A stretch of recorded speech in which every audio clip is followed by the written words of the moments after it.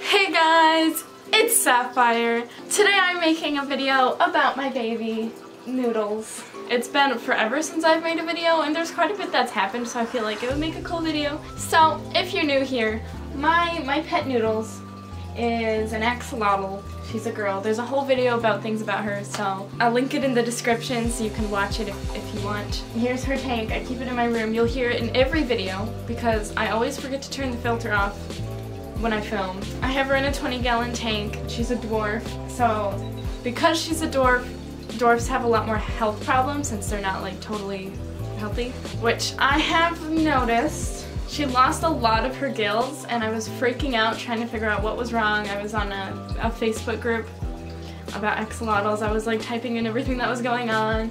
I tested her water pH, which I actually have a kit for. Pretty fancy chemicals and glass bottles and stuff. Yeah, I fixed some things there. Sometimes the nitrate or nitrite, I don't remember, gets high, but either way, I will do water changes then. But it wasn't bad. Like, everything was fine, and I was really confused why her gills weren't good. I was freaking out. Turns out the water was too warm. I forgot to check that. Keeping my room extra cold now. She acted perfectly healthy the whole time. She never stopped eating. She was always moving around, and she never got red or anything like that. It was just her gills. And in some cases, the gills don't grow back at all or completely.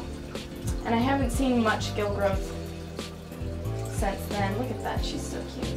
But I'm okay with it as long as she's healthy. She doesn't have like the feather gills that she used to when she was a wee little thing. But it's okay as long as there isn't something wrong. I'm keeping a very close eye on her. It looks like her tank is way too big for this desk, but I have a board here that goes to the end, okay? Just so you know. So actually I've moved things around quite a bit, and I have different spots where I keep her stuff, and I'm going to show you now. Here we have the tank. It's next to my desk, and that's our air conditioner, like me and Noodles' air conditioner. So I keep all of her like immediately used stuff like this to pick up her poop, and this to clean her tank up here, and then there's a paper towel to soak up the water that it gets so it doesn't drip down into my notes. On the shelf over her tank I have things for water changes, and like the stuff to test her water parameters. And then here's the desk, which just has a bunch of a broken phone in it.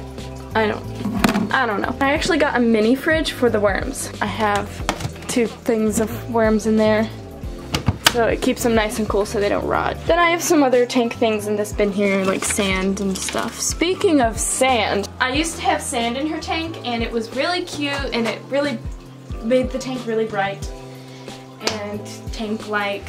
But as you can see, it's removed now. The reason being, it was so gross and dirty all the time. It was like a layer of brown underneath the sand that I couldn't get to, and it was really bothering me because her tank almost always looked dirty whenever anything moved in it.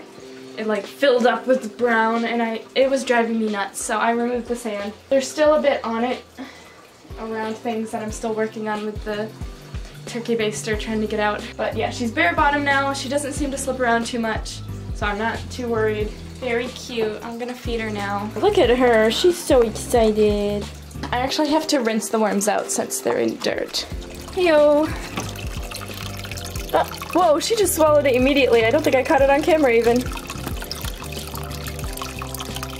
You eating now? Is it yummy? Basically how I clean her tank, I start with this and suck her stuff up. I actually feed a lot of this stuff to my plants, and they seem to like it, except they're dying because they haven't had much sunlight.